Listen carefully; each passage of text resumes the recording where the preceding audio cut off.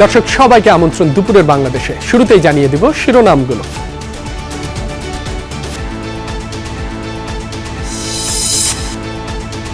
সরকার যদি আরো সজাগ দৃষ্টি রাখতে পারতো বা তাৎক্ষণিক যদি ট্রিটমেন্টটা আমরা যদি আরো দ্রুত পেতাম, তাহলে হয়তো আমাদের চোখটা বেঁচে যেত, হয়তো অনেকে দেখতে পারতো।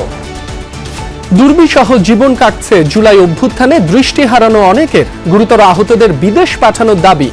নানা ঘটনার পর আজ সিলেট অভিমুখে এনসিপির পদযাত্রা।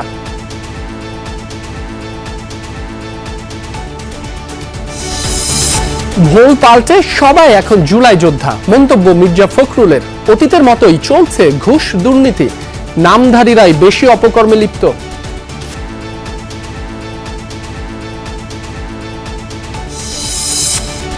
রাষ্ট্রপতি নির্বাচনে বিশেষ সংসদ অধিবেশনের প্রয়োজন নেই, আবারও জানালেন আইনমন্ত্রী। খতিয়ে দেখা হবে ট্রাইব্যুনাল নিয়ে হিউম্যান রাইটস ওয়াচের রিপোর্ট।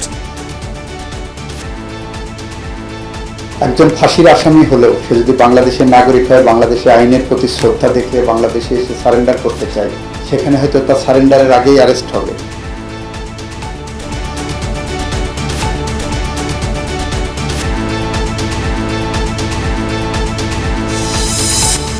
অস্ত্র মামলায় সন্ত্রাসী ডেভিড ইমনের 10 দিনের রিমান্ড চাইবে পুলিশ।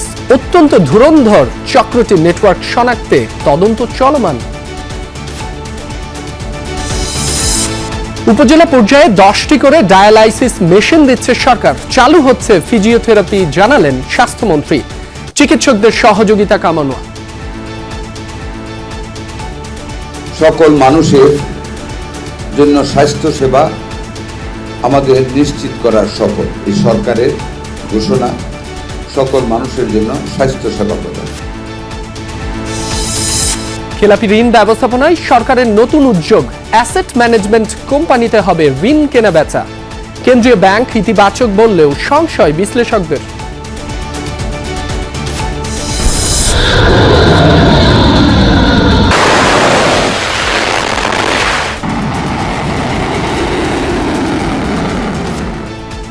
ইরাকে যৌথ অভিযানের জেরে জর্ডানের মার্কিন ঘাঁটিতে দ্বিতীয় দিনের মতো তেহরানের অভিযান।